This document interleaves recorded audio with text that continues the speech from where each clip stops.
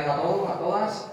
Muchas gracias por venir a este Archivo Histórico Provincial de Cádiz, el archivo que custodia el patrimonio documental de todos los gaditanos. Y bueno, estamos muy contentos por la acogida que hemos tenido. Aquí, al parecer, bueno, la ocasión lo merece y, por supuesto, el conferenciante pues, también llena plaza y aquí lo va a demostrar, ¿no? Lo va a demostrar. Bien, antes que nada, y no me quiero dilatar mucho porque al final venimos a escuchar aquí a los conferenciantes, damos la bienvenida a Mercedes Colombo Roquete, nuestra delegada del Gobierno de la Junta de Andalucía en Cádiz y delegada de Cultura, todavía, de la Junta de Andalucía en Cádiz, ¿no? Nuestra jefa. Bien, por supuesto a la familia Peri, Pascual, Estanislao, Ignacio, Lorín, Peri Paredes, que generosamente, ahora hablaré un poco del tema, pues bueno, se decidieron a donar el archivo personal de su padre, de don Pascual Peri, de Almirante, en el cual, pues bueno, es una pieza fundamental, fue una persona fundamental y clave en todo lo que sucedió posteriormente a los hechos de la tragedia de la explosión de 1947. A Juan Antonio García Aragón, hermano mayor de la Hermandad de la Santa Caridad y Misericordia de Cádiz, que amablemente nos han prestado unos documentos que ahí están expuestos. A lo largo de esta semana y de la semana que viene, hasta finales de mes, van a poder ustedes, si quieren, observarlo a lo largo de las mañanas que estemos abiertos. Y bueno, José María Esteban, de la Real Academia de Bellas Artes de Cádiz, José María Caravaca, Juan Manuel García Cubillana, Francisco Pérez Aguilar, Manuel Barea Patrón, de la UNED, y todos los amigos que nos acompañan siempre, fieles seguidores y investigadores asiduos de nuestro archivo, señoras y señores todos. Bien, antes que nada hay de ser bien nacido es ser agradecido, y tenemos que agradecer a la familia Peri por la generosa donación que ha realizado este Archivo Histórico Provincial de Cádiz del archivo personal de su padre, el almirante Pascual Peri Junquera, persona destacada y clave en el desarrollo de los sucesos posteriores que se dieron tras la gran explosión en los polvorines de las minas antisubmarinas de Cádiz, y que con su arrojo y el de otros tantos pudieron sofocar el incendio del otro polvorín que aún no había explosionado, pero que estaba en una situación crítica. Indicar que ya tenemos en la sala, se lo he entregado yo a don Pascual, pero bueno, tenemos copia por supuesto arriba, el inventario del fondo del archivo del almirante, que está a libre disposición de todos los investigadores, de todos los usuarios, para la investigación de todos aquellos que lo deseen. También darle las gracias a la muy humilde Hermandad de la Santa Caridad y Misericordia de nuestro Señor Jesucristo de Cádiz por el préstamo personal de 2 libros de su archivo, del archivo de la cofradía, que son los libros registro de los enfermos de 1927 a 1947, donde se reflejan los atendidos en el hospital de San Juan de Dios y que fueron hospitalizados posteriormente. Hay cifras que se dice que se atendieron hasta más de 1.400 gaditanos y gaditanas. Solo al final, muchos de ellos fueron heridas leves, cortes y demás, pero al menos una veintena de ellos tuvieron que quedarse ingresados en San Juan de Dios, y así lo refleja el libro registro. Y el libro de actas del Cabildo de la Hermandad de la Santa Caridad, en el cual, días después, el gobernador civil agradece a la hermandad por su ayuda en la atención a los damnificados. Por supuesto, agradecer al ponente, José Antonio Aparicio Florido, por atender a nuestra petición desde el primer día que lo llamamos. La verdad que todo han sido facilidades y te quiero dar las gracias públicamente por estar aquí en la tarde de hoy, sé por el esfuerzo y el trabajo que habéis realizado, y que de seguro nos va a ilustrar de una manera magistral del origen, el porqué y la consecución de los acontecimientos de cómo sucedió esta tragedia, de la que hoy se conmemora su 75 aniversario. José Antonio no sé si me dejo alguno atrás, creo que ha escrito 4 libros de la tragedia: La noche trágica de Cádiz, testimonios inéditos de la catástrofe de Cádiz, lo tenemos, en 1947, en el año 2009, El amanecer de un Cádiz desolado, en el año 2016, Cádiz 1947, la gran explosión, en el año 2017, y por último, está todavía caliente de imprenta, una catástrofe anunciada, los papeles secretos de la explosión de Cádiz del 2022, de este año. Además, decir que José Antonio es licenciado en Filología Clásica por la Universidad de Cádiz, especialista en protección civil y emergencia por la Escuela Nacional de Protección Civil. Ha colaborado y tiene formación sobre temas de emergencia en Estados Unidos.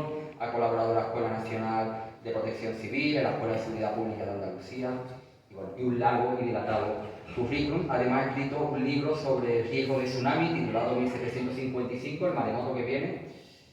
No sabemos cuándo, pero lo que sí es seguro que alguna vez volverá otro maremoto y esperemos que estemos preparados a ello. Y bueno, una larga trayectoria y dilatadas publicaciones de José Antonio Aparicio que quedan ahí. También agradecer a su compañero de conferencia, Miguel Ángel López Moreno, 33 años en el laboratorio de pólvora de Fadricas, y gran conocedor de los materiales y sistemas de detonación que contenían los explosivos que en esa fecha se almacenaban en los polvorines de la Armada en Cádiz. Él es licenciado en Ciencias Químicas, ha trabajado como jefe de análisis y control de pólvoras, como he dicho, los polvorines de Fadriques y en la base naval de Rota.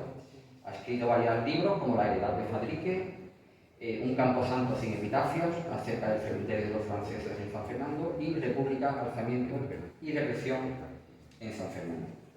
Bien, yo, antes de darle la palabra al conferenciante, quiero tomar una breve licencia, porque, en fin, aunque sea una cuestión poética, yo creo que encaja muy bien.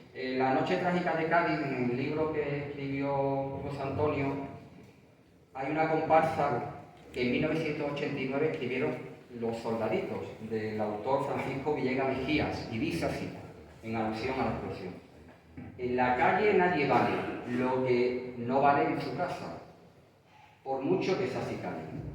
Valía la que vi yo, pueblo, el agosto de Cádiz cuando vino la explosión.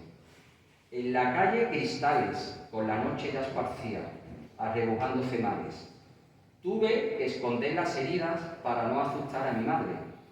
Todos con velas por ahí. Parecíamos un sinfín de andadoras estrellas. Y en la playa yo te vi, llorando, Gay Morena. Y aquella mujer gritando, Anita y María García. Se iba, venía y volvía, rezando con toda su fuerza, por la orilla aquel día estrecha.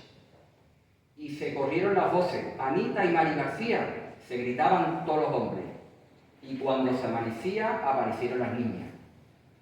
Ese día y el siguiente nadie comió ni bebió, pero se hizo digestión.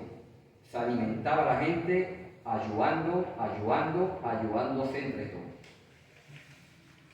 Indudablemente la tragedia la sufrieron el pueblo de Cádiz y se demuestra claramente, y creo que se refleja, y por eso la quería plantear en esta letra. Y ya por último, en la última donación que nos ha hecho la familia Peri, y creo que es muy significativa porque es de un testigo coetáneo, el almirante capitán general del departamento de Cádiz, nada más y nada menos, don Rafael Estrada Arnaiz. Y les voy a narrar solamente 3 párrafos que él describe días después.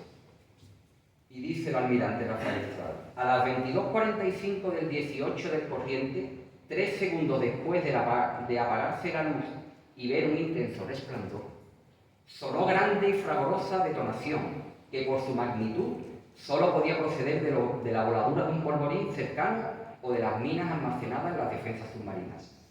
El que suscribe se hallaba en aquel momento en su residencia provisional, Villa Lucía, cita a 3 kilómetros de aquel establecimiento. La casa vibró, los cristales se rompieron y las puertas se desquiciaron.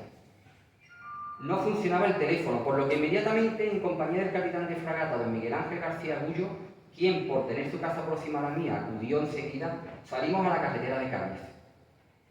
En el coche del coronel de Armamento y Construcciones del Ejército, señor Cantero, nos dirigimos en unión de este hacia la defensa submarina, sitio en el que, pese a las manifestaciones que algunos nos hacían al pasar, del que se trataba la explosión de un gasógeno, supimos que era el lugar del siniestro.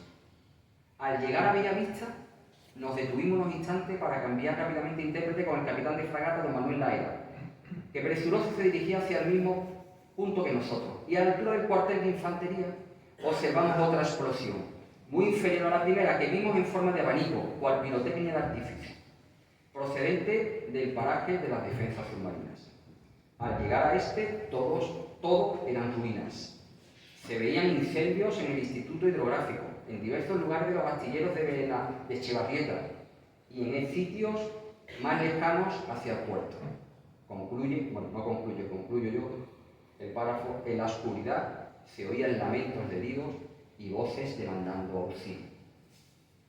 El testimonio del almirante capitán general del Departamento de Cádiz, Rafael Estrada, en el que describe en primera persona, un testigo directo, minutos después, lo que fue el inicio de esta tragedia que conmocionó a la ciudad de Cádiz y a toda su provincia.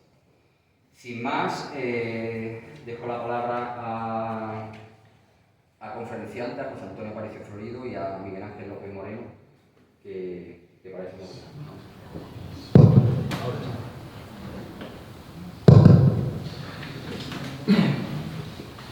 Bueno, antes de empezar, comentarles que hoy no es un día para mí agradable.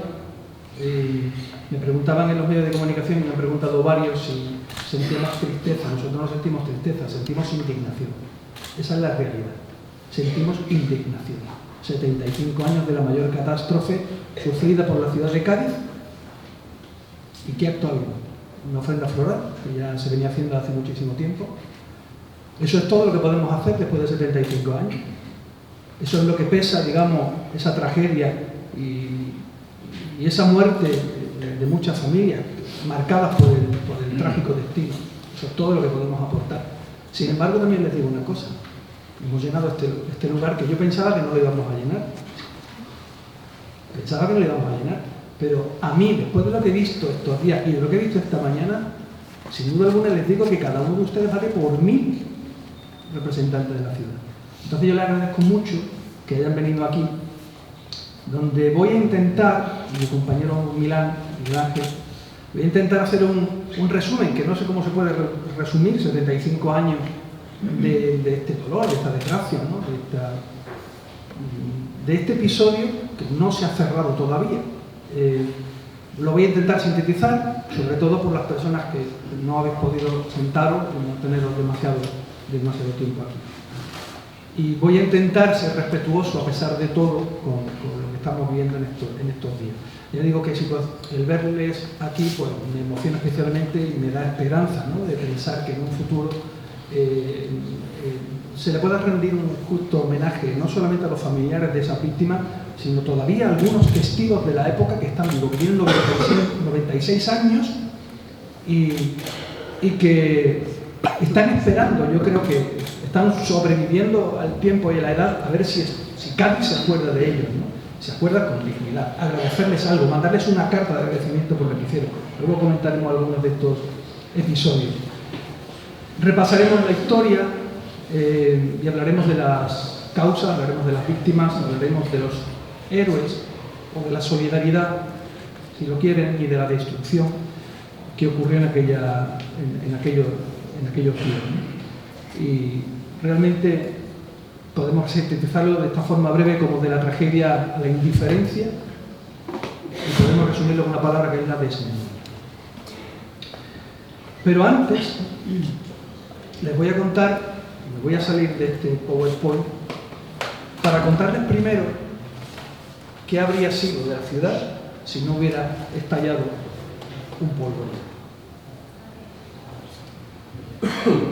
Les voy a mostrar una foto aérea de un avión norteamericano que sobrevuela Cádiz el año antes de la explosión. Esto es un vuelo norteamericano hecho en 1946. Quizás les sorprenda cómo en un país como el nuestro, en una autarquía donde nadie nos quería mirar, nadie nos quería hablar, nadie quería tener tratos con nosotros, cómo un vuelo americano puede atravesar nuestro territorio y hacer una fotografía de este tipo. Un momento, voy a coger otra vez la imagen.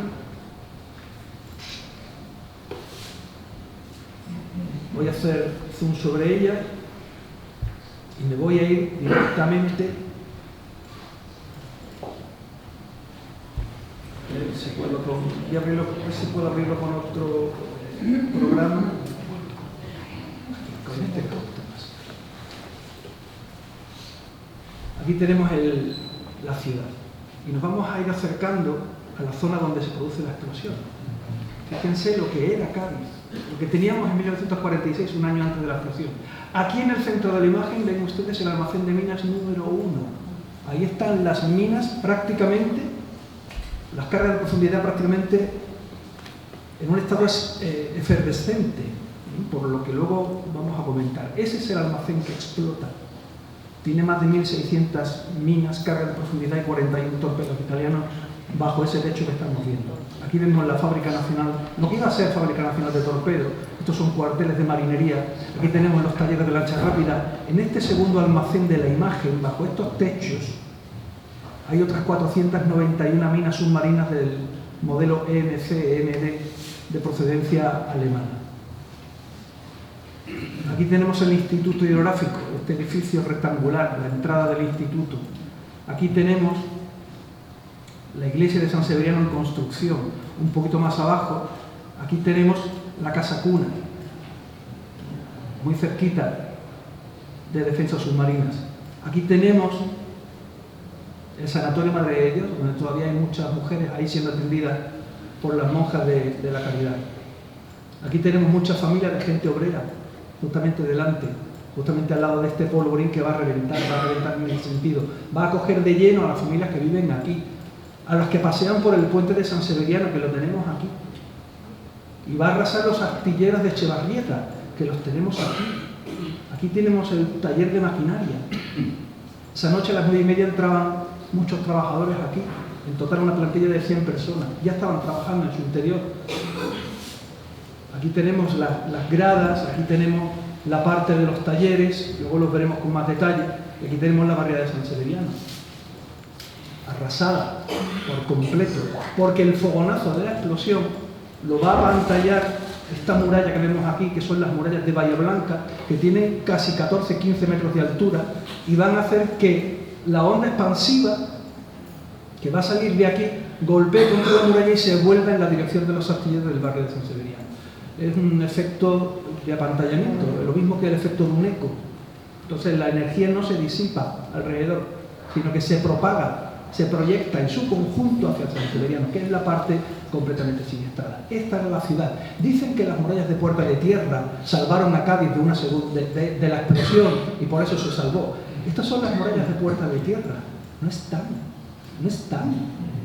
Los arcos han sido derribados, no los arcos, el muro ha sido derribado, porque se iba a proyectar los arcos. La torre está en medio, está sola, en 1946. Las puertas de tierra no salvan a Cádiz de una onda expansiva, estarán abiertas de par en par. Son, como hemos visto, los glacis de Bahía Blanca los que hacen ese trabajo de proyectar la onda expansiva, salvando en gran parte a todas estas personas que vivían en estos chalets de Bahía Blanca. Este era el Cádiz que tendríamos que haber heredado. Pero no fue así porque el destino tenía pensado otras cosas. El destino a veces es así y no se puede evitar por mucho que queramos. Lo cierto es que toda desgracia, toda catástrofe tiene unas causas. Pero las causas, la responsabilidad la teníamos todos en realidad. O sea, veníamos de una guerra civil donde los dos bandos se había hecho un acopio de armamento de todo tipo, sin control ninguno. No había espacio después de la guerra civil, no había ningún sitio, ningún polvorín donde pudieran almacenarse tantísimo material, y se van guardando incluso en cuevas, como en Tarancón, como en el Cerro del Zulema, en Alcalá de Henares. En muchos sitios se guardan en cuevas, en las cuevas del Cerro de San Cristóbal, aquí también, donde buenamente se almacenaba ese material. Pero luego, a continuación, viene la Segunda Guerra Mundial, donde además España teme que pueda ser invadida por los aliados en el momento en que ya los norteamericanos entran en la guerra y se espera ya la invasión de Europa, no se sabe por qué punto, Italia, Turquía, Grecia, España. España se había posicionado claramente a favor de las potencias del eje, de Alemania e Italia, y aunque quiso mantener una posición de neutralidad, estaba marcada. Y se temía que esa invasión pudiera hacerse por las playas de Huelva o de Cádiz, porque son las playas que tienen las aguas y las playas más húmedas, donde se puede hacer un desembarco con mucha más facilidad. Ante eso se elabora un proyecto de minado de la zona marítima del Departamento Marítimo de Cádiz y se precisan 16.000 minas submarinas para hacer un minado que hiciera posible que no hubiera ningún desembarco aliado y que además, aunque dispararan desde el mar, no llegaran esos proyectiles, no llegaran a ningún punto de la costa. 16.000 minas submarinas y se empiezan a acumular desde finales de 1942 hasta finales de 1943. El desembarco de Sicilia, que al final no fue como se temía en nuestras playas, sino en Sicilia, se produce el 10 de la noche, en la noche del 9 al 10 de julio de 1943. En el momento en que se produce ese desembarco, el gobierno español respira aliviado, porque saben que no vamos a ser nosotros los que vayamos a sufrir esa invasión. Se corta inmediatamente la llegada de nuevas minas. A Cádiz solamente llegan 2.228 unidades explosivas, la mayor parte de las minas submarinas, más de 1.600, cargas de profundidad y 41 torpedos italianos. Realmente no se necesitaban torpedos ni cargas de profundidad, más que se necesitaban minas submarinas. Pero, digamos, se corta en el momento de la invasión de Sicilia y ya no se requiere nada más. Tampoco se requerían cargas de profundidad, porque ¿para qué quiere España cargas de profundidad? La carga de profundidad es un arma de ataque. ¿A quién iba a atacar España si no teníamos una flota con la que afrontar o enfrentarnos a un enemigo, a un potencial enemigo? Minas submarinas, estrategia defensiva puramente, 16.000. Sin embargo, llegan cargas de profundidad de torpedos italianos. ¿De dónde? ¿Por qué llega ese material? Y resulta que después de la rendición de Italia, que se produce el 9 de septiembre de 1943, la flota italiana es obligada por los aliados a entregar todos sus navíos. Los navíos estaban todos en el norte de Italia, en la zona de Génova y La Spezia, y luego también en la parte sur de la península itálica.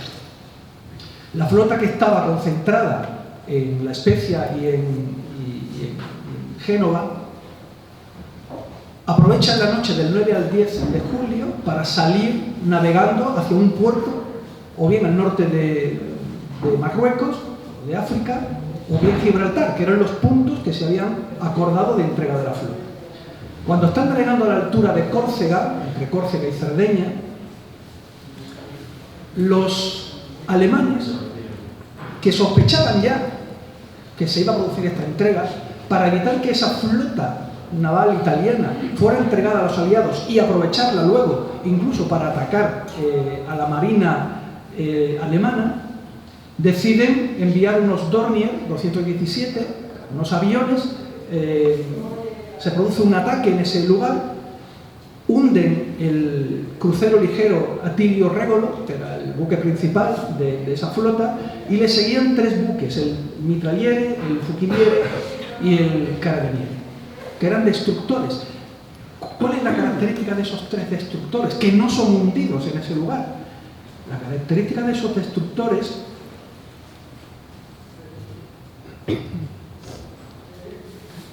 a ver si lo podemos ver aquí. La característica de esos destructores, como por ejemplo el Fuciliere, era que entre el año 1941 y 1942 se les había habilitado, se les había reformado unos raíles de popa para cargar cargas de profundidad. Esto es muy importante porque estas cargas de profundidad no eran cargas cualquiera, eran modelos WD y WBF alemanas, adquiridas por la flota italiana. Y habían reformado las superestructuras de popa para adaptar los raíles al tamaño y medida de estas cargas de profundidad. Aquí vemos, por ejemplo, el Fuciliere, ¿no?, que es uno de esos 3 navíos. ¿Qué ocurre después del ataque? Hunden el Atilio Regolo y el resto de la flota, con numerosos heridos, hay más de 1000 muertos en ese ataque, más de 200 heridos, tienen que ser llevados a un puerto neutral. Y deciden ir a Mahón, a un puerto español.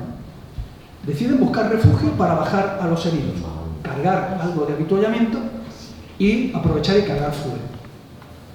Esos buques, esos destructores de la clase, herederos de la clase Maestrale, aunque realmente eran de la clase Soldati, tenían estas son las cargas de profundidad, estas son las WD, estas son las que van a explotar en Cádiz. WD, que tienen este tipo de espoleta bastante grande, con 6 ejes metálicos muy característicos, se distinguen perfectamente del resto. Aquí, por ejemplo, en la izquierda tenemos 3 cargas de profundidad WD, también en popa, cargadas en popa sobre esos raíles, y aquí tenemos otro tipo de cargas de profundidad que se ve que son diferentes por la forma de la espoleta.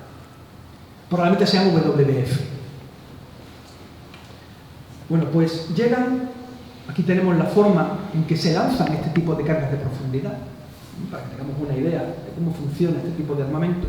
Aquí vemos el punto de ataque de esa escuadrilla alemana, como digo, de Dornier 217, que hunden, digamos, al barco principal, y el resto de la flota se va a Mahón, donde llegan en la mañana del 10 de septiembre a mediodía. Cuando llegan allí, tienen, por el convenio de la Haya, tienen 24 horas para salir. No pueden quedarse más tiempo.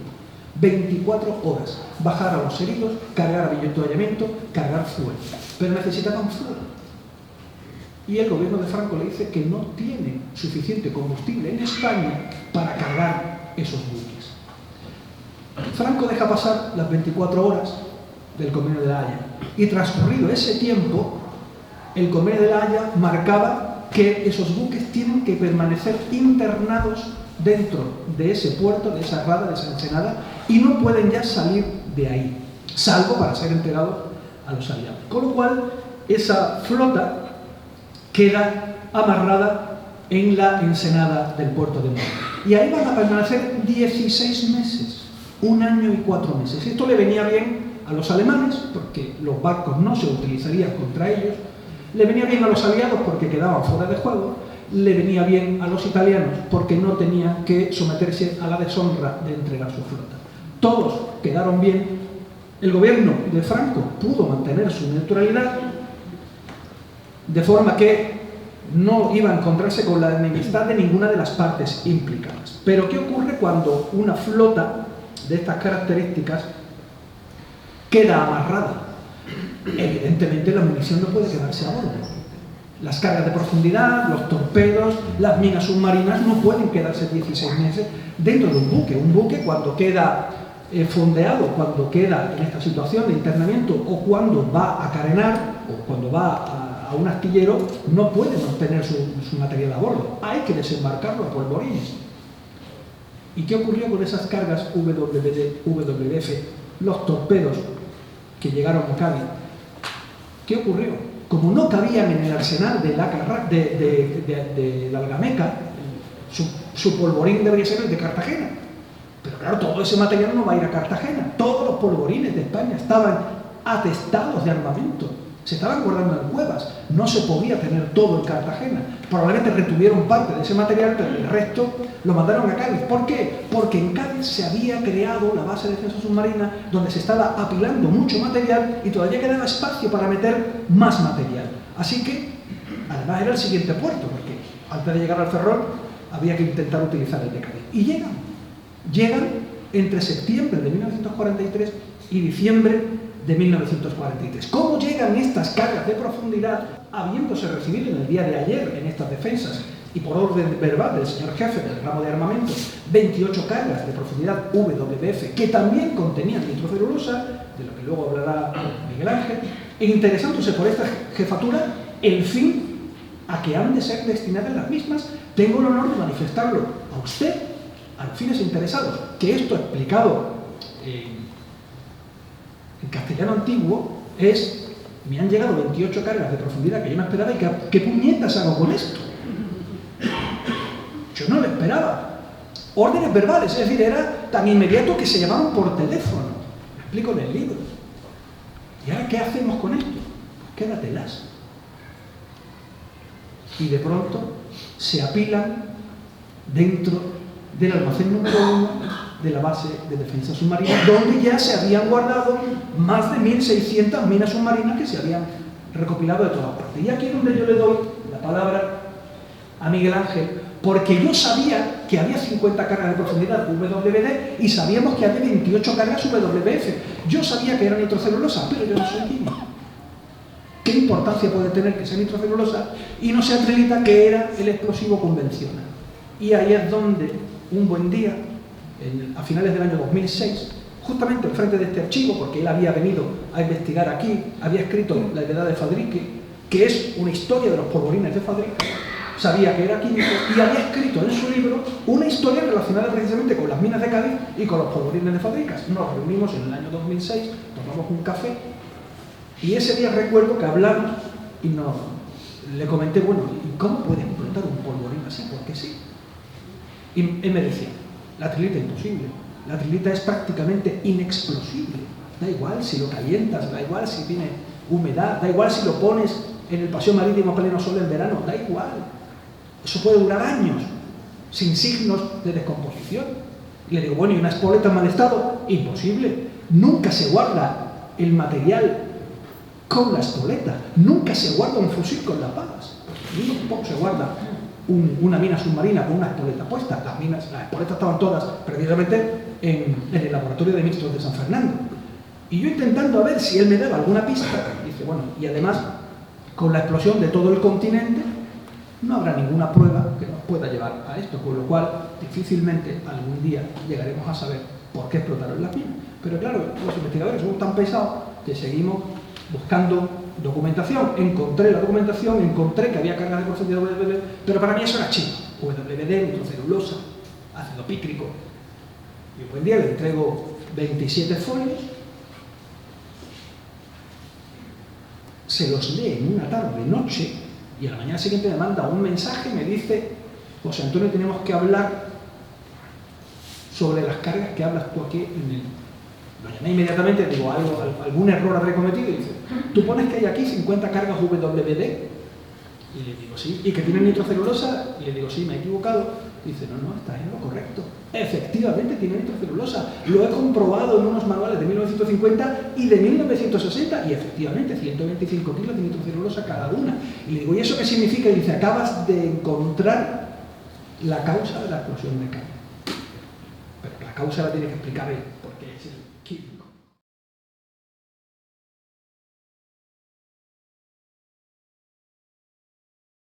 Piroxilina, algodón pólvora. Es un explosivo muy potente que cambió por completo el sistema de armas. Se utilizaba hasta ese momento en las cabezas de torpedos, en todas las granadas que podían tener de explosión, pólvora negra, un producto muy antiguo, muy conocido, compuesto de carbón, salitre, nitrato potásico y azufre. Bueno, el algodón pólvora, cuando está seco, la nitrocelulosa seca, es muy inestable y es muy insegura. Un simple roce, una fricción puede hacerla detonar. Pero cuando tiene una cierta cantidad de humedad, en torno al 15 o 20%, se convierte en un explosivo extraordinario, comparado con la pólvora negra que se utilizaba. 45 kilos de pólvora negra en la cabeza de un torpedo equivalían a 900 gramos de nitrocelulosa en la cabeza de un torpedo. No había comparación. Además, la nitrocelulosa, cuando se humedecía hasta el 30%, se podía comprimir hasta obtener la textura de la madera, se podía serrar, se podía manipular con cierta seguridad. Y se podían cargar, y de hecho se cargaron sobre todo las cabezas de torpedos de todos los países, ¿no? Con nitrocelulosa. Y hasta ahí. Era un explosivo rompedor muy bueno, ¿eh? Tenía sus inconvenientes, pero de momento se utilizó profusamente. Paralelamente a este uso como explosivo rompedor, con potencia, los químicos siguieron trabajando con la nitrocelulosa y hubo dos de ellos, Biel en Francia y Alfred Nobel en Suecia, que comprobaron que disolviendo la nitrocelulosa en disolventes orgánicos, alcohol y éter, nitroglicerina y alcohol, acetona, la nitrocelulosa se convertía en una pasta moldeable, una goma se le podía dar forma muy fácilmente, y después, cuando el disolvente orgánico se volatilizaba y se secaba, había perdido las propiedades de explosivo rompedor y se había convertido en un explosivo progresivo, que era capaz de empujar la bala a través del ánima de un cañón con una eficacia muchísimo mejor que la pólvora negra tradicional. En poquísimo tiempo, todos los ejércitos de todos los países sustituyeron la pólvora negra tradicional por pólvora sin humo, pólvora de nitrocelulosa. Por supuesto, hubo muchas controversias, gente a favor, gente en contra, y a mí me llamó la atención que esta controversia pasó a las revistas de moda, las revistas populares, y había un asunto en el uso de la pólvora sin humo que me llamó la atención, y es que cuando un francotirador disparaba con la pólvora negra, tenía el valor de decir: aquí estoy, porque su disparo era evidente, era visible, se señalaba: yo te disparo, pero tú sabes dónde estoy. Sin embargo, con la pólvora sin humo, el francotirador no era visible. Y eso era un acto innoble de alguna forma. Y eso se dejaba entrever en todos los artículos. Y era uno de los aspectos en contra del uso de la pólvora sin humo. Parece sorprendente, pero a finales del siglo XIX ocurría esto. Era un factor a tener en cuenta la poca nobleza que tenía el uso de un francotirador que no se señalaba. Bueno, la pólvora pólvora sin humo, nitrocelulosa, pero como explosivo progresivo. Se empezó a utilizar en todos los ejércitos los cartuchos a partir de 1884. Pólvora de Biel, en francés, la pólvora de Nobel, gordita, balistita, a partir de 1886. Y fue inmediato. Empezó a usarse mucho en todos los países. Pero empezaron los problemas. Entonces, los problemas no fueron más que los pañoles y los polvorines donde estaba almacenada la pólvora sin humo, la nitrocelulosa como explosivo progresivo, explotaban. Y hay muchísimos ejemplos en toda la geografía, en Estados Unidos, en Francia, en España. Los polvorines de Fábricas tuvo dos ocasiones, por lo menos dos, en 1902 y en 1909 explotaron sendos polvorines debido a la inestabilidad de la nitrocelulosa. Y eso se sabía. Todos los países la emplearon y todos los países empezaron a buscar remedio para evitar esa peligrosidad. ¿Qué medios se utilizaron? Pues se publicaron una normativa exhaustiva para vigilar analíticamente, químicamente, la estabilidad de las nitrocelulosas, de las pólvoras sin humo y de las nitrocelulosas que tenían los torpedos, las brigadas torpedistas, que seguían utilizando algodón pólvora. Desde 1904 tenemos en España un reglamento que controla la estabilidad química de las nitrocelulosas, de cualquier tipo de nitrocelulosas. Y evidentemente en la zona marítima del estrecho había un laboratorio dedicado a ese control exhaustivo. Esto era un secreto, la inestabilidad no era un secreto, se conocía perfectamente. Los manuales de la escuela naval y los manuales, los textos oficiales que tenían que estudiar los alumnos en la escuela naval y en la Academia del Ejército de Zaragoza incluían esta salvedad y este conocimiento. La nitrocelulosa es un explosivo que ha dejado de utilizarse durante la Primera Guerra Mundial. ¿Por qué? Porque había aparecido la trilita, muchísimo más estable, prácticamente no había accidentes con ella, era prácticamente imposible. Los alemanes dejaron de utilizar nitrocelulosa en 1916 y a partir de 1915-1920 los manuales del ejército de los ejércitos y de la marina explicaban que ya no se utilizaba porque había aparecido la trilita mucho más estable como explosivo rompedor. Seguía utilizándose y se sigue utilizando hoy día la nitrocelulosa como pólvora sin humo. Y hoy día, cuando vemos las imágenes de la guerra de Ucrania, cuando vemos la artillería, cuando vemos los blindados disparando o los fusiles, todos esos funcionan como la pólvora sin humo, nitrocelulosa como explosivo progresivo. Se sigue utilizando.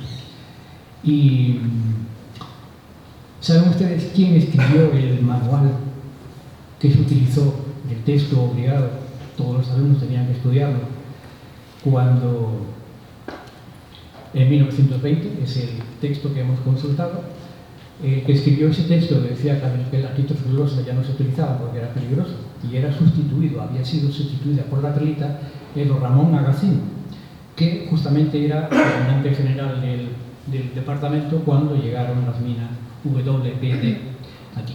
Quiero explicarles con todo esto que he dicho que es absolutamente incongruente que en 1940 existieran cargas de profundidad cargadas con este explosivo que era obsoleto ya en la Primera Guerra Mundial. Es inconcebible.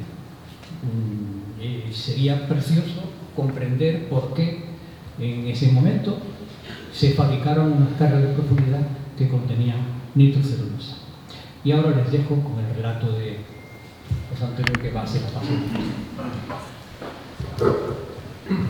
Aquí tenemos una fotografía de los polvorines del Rancho de la Bola de 1954. Sabemos que todas las minas supervivientes se llevaron aquí al Rancho de la Bola cuando se inauguró en 1954. En el tiempo entre 1947 y 1954 se almacenaron en cuevas provisionalmente, pero simplemente esta fotografía para que vean cómo se amontonan, cómo se apilan las cargas de profundidad, que son estos barriles que parecen como los barriles de una bodega, realmente no son barriles, son cargas de profundidad.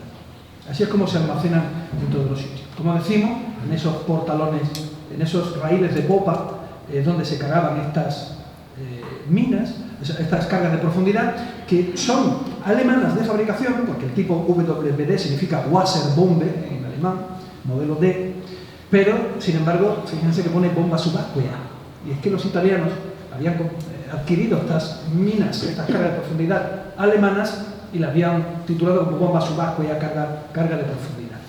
Eso es una demostración de que estas cargas las utilizaron los italianos. Y aquí es donde aparece esa imagen de lo que comentaba Miguel Ángel López Moreno, de lo que pasa con el grano de nitrocelulosa. Arriba tenemos una celulosa en buen estado, un grano de esa pólvora sin humo, de nitrocelulosa. Aquí vemos cómo se produce ese efecto de descomposición, porque tiene material, tiene celulosa, que es una materia orgánica. La materia orgánica se descompone con el calor. Y esto es el efecto de la descomposición. Lo que es sólido se convierte en gas, pero ¿qué hace el gas dentro de un recipiente hermético, donde el gas no puede salir? Al mismo tiempo que fermenta la pólvora, se produce una reacción exotérmica, libera calor. Ese calor de la reacción exotérmica alimenta y acelera la descomposición del resto de la nitrocelulosa embutida en un cilindro metálico. ¿Qué le ocurre? Pues lo mismo que si llenamos un litro de cerveza y lo metemos en el congelador para que esté fresquita y no nos acordamos, y al final revienta, dilata las paredes del recipiente, del continente, hasta que al final revienta. Es lo mismo que cuando yo explico, cuando compramos un blister de pollo basado en plástico, lo ponemos en la nevera, no nos acordamos nunca de que hemos comprado pollo.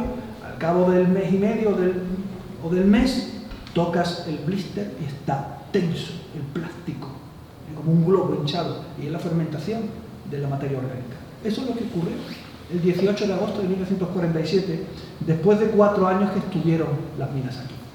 También es sorprendente que en 1943, el 9 de julio de 1943, un teniente coronel de armas navales, llamado Manuel Vescós La Sierra, lo mandan del Estado Mayor de Madrid a Cádiz para que haga un informe de cuál es el estado de los polvorines en esa zona. Había varios sitios, uno de ellos los polvorines de Fabricas, el laboratorio de Mitre de San Fernando, la Carraca, que también tenía almacenadas algunas unidades, algunas armas submarinas, y por supuesto la base submarina, que estaba el mayor número de armas submarinas apiladas. Y dice en el informe de 1943, si bien los altos explosivos empleados actualmente son muy estables, como bien ha dicho Miguel Ángel, sobre todo los fabricados en tiempo de paz, nunca puede tenerse una absoluta seguridad en su estabilidad y, por lo tanto, en todo momento debe tenerse presente la remota probabilidad de explosión.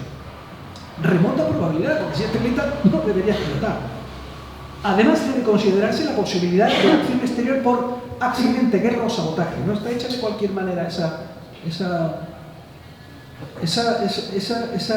cadena de palabras, no está hecha al azar. Lo más probable es que pueda ser un accidente. ¿Quién va a querer atentar? Lo más posible es un accidente.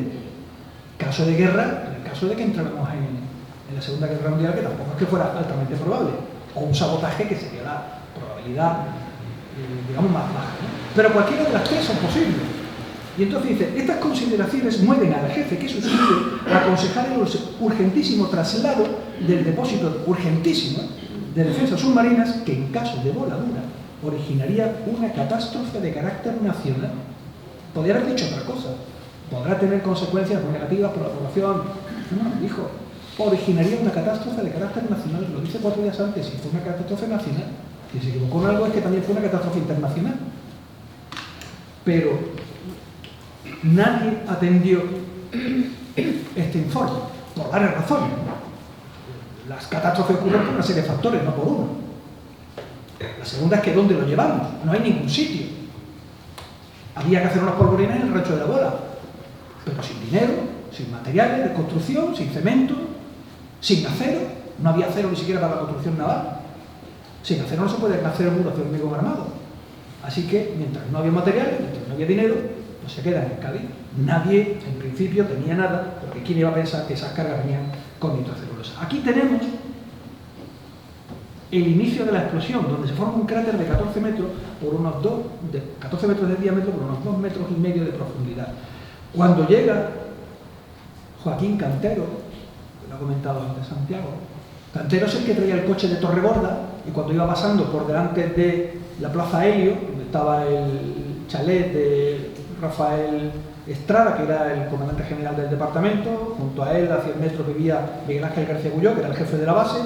Miguel Ángel García Bulló sale a la carretera principal, para un coche, sin darse cuenta que en el coche viene Joaquín Cantero, coronel de armamento, de artillería del polígono Torregorda, que vendría con su conductor. Se montan el almirante Estrada, se montan Miguel Ángel García Bulló, y cuando llegan a la base, al día siguiente, a Joaquín Cantero, que no le habían dejado bajar a los polvorines en la noche de la explosión, Rafael Estrada le dijo, quédate en la puerta por si me hace falta tu ayuda.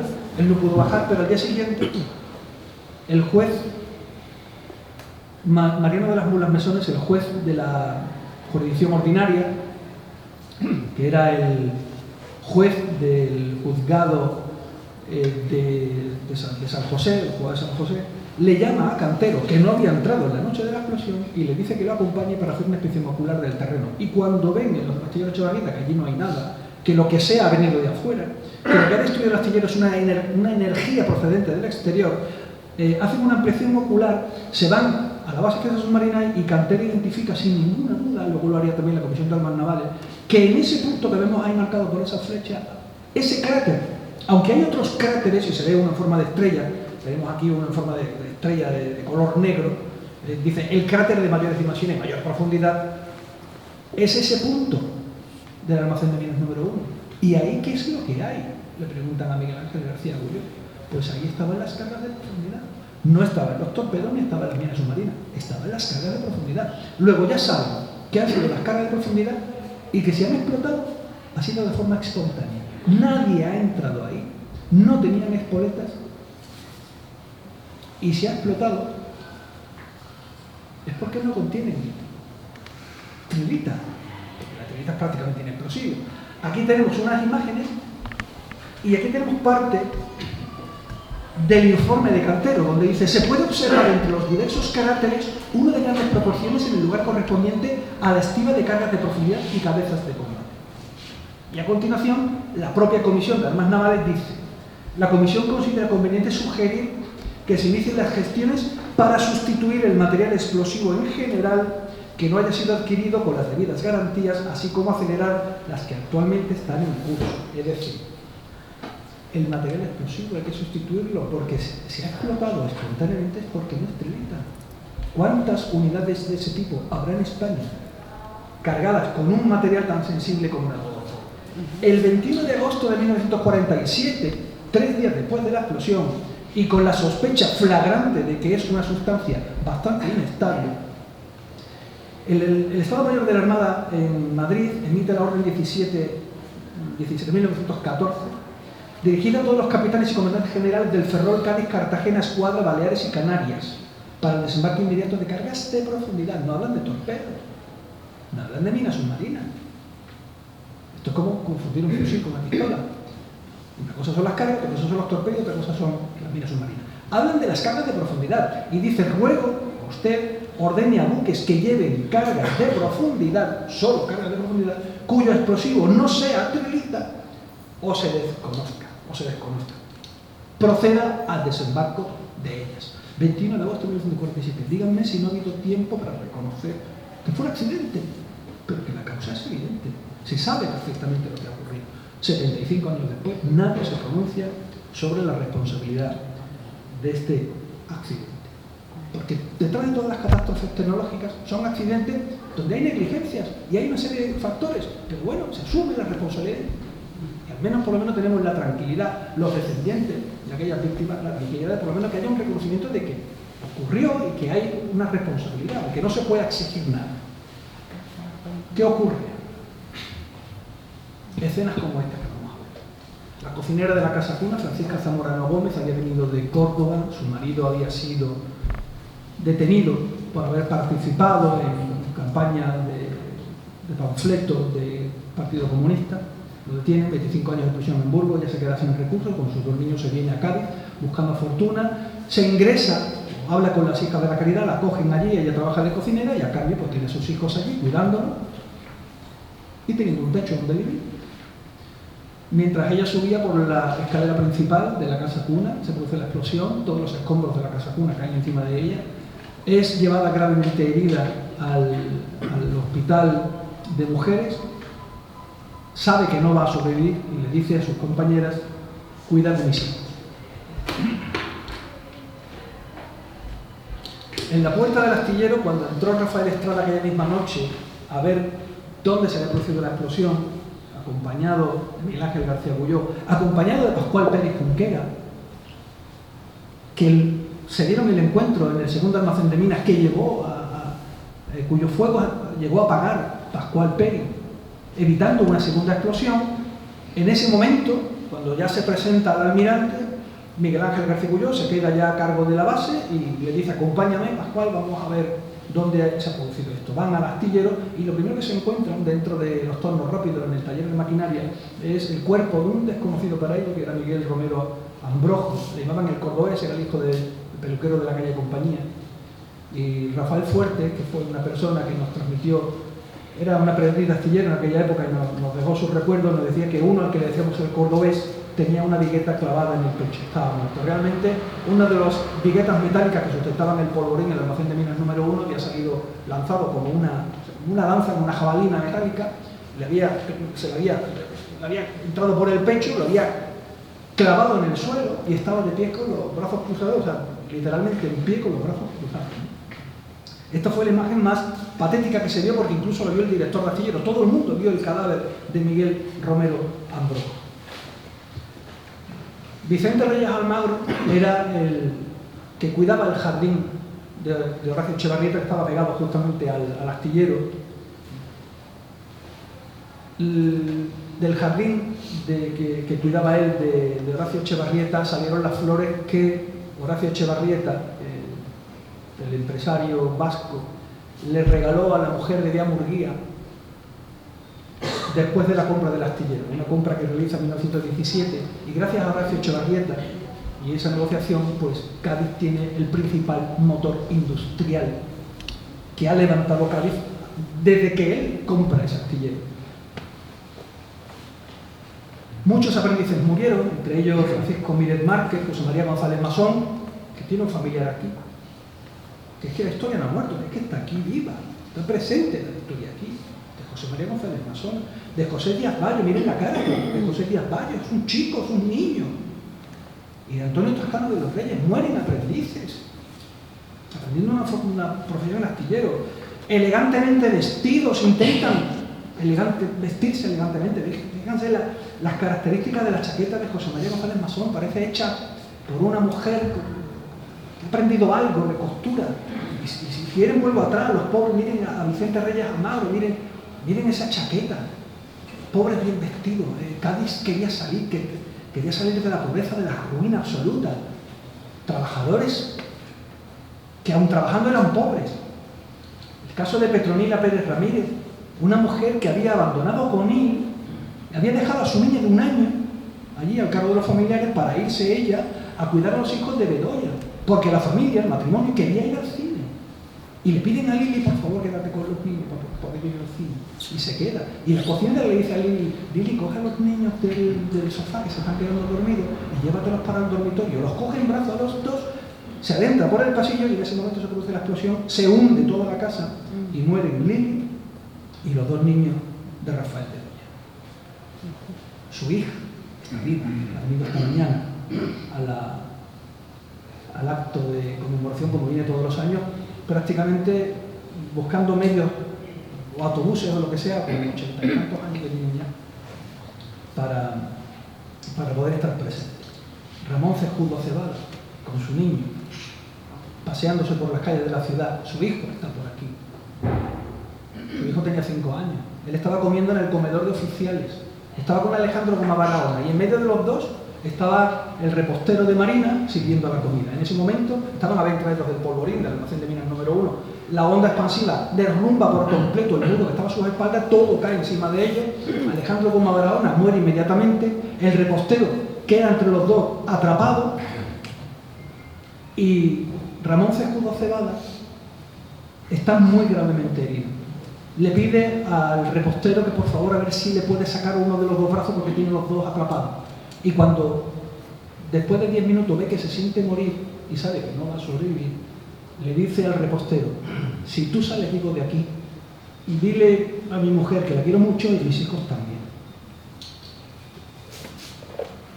Petra Paredes González había tenido 6 meses antes de Santander buscándose la vida. Era madre soltera, llevaba en sus brazos a su hija Dominga.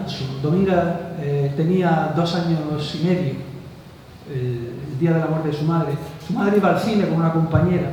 Iban paseando por ese punto que ven ahí, junto a los astilleros de Echevarrieta, lo que hoy serían las casas de los patios de la Milagrosa. Ahí tenemos el antiguo puente de San Severiano. Una chapa metálica que viene del Polvorín, probablemente una chapa de una de las carcasas de las minas, le atraviesa la mata en el acto.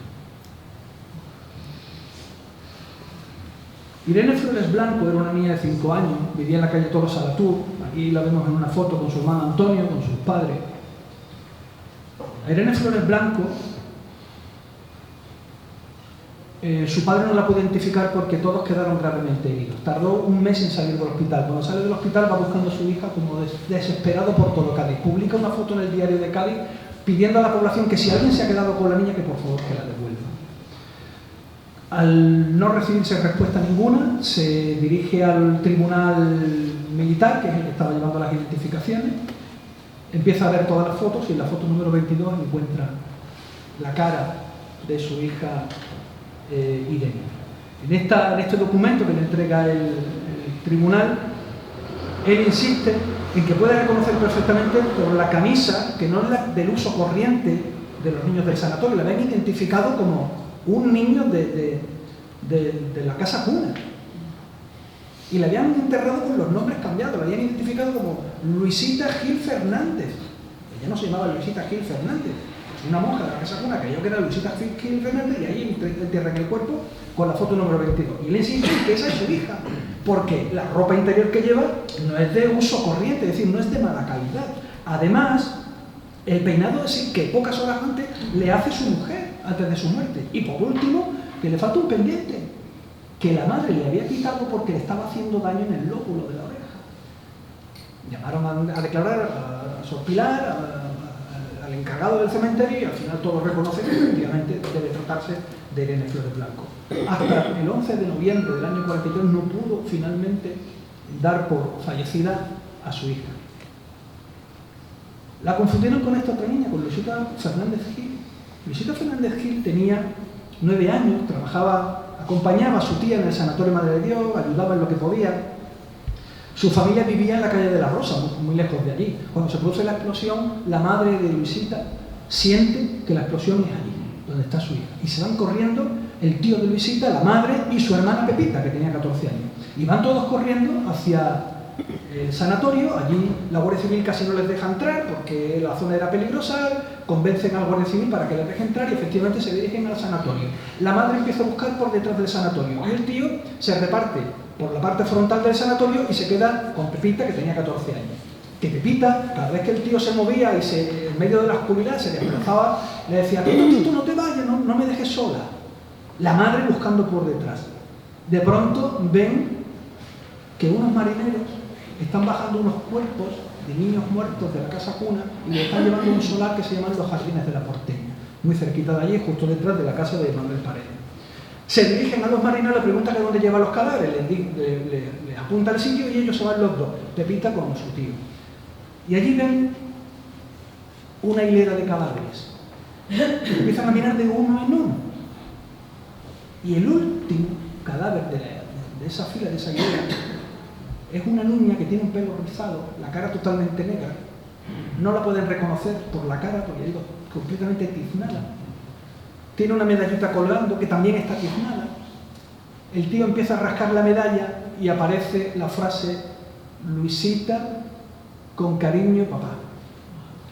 Y ahí es donde identifican que la niña es Luisita Fernández Gil. Luego mueven la cabeza, le miran el pelo y tienen los rizos típicos que identificaban a Luisita Fernández Gil.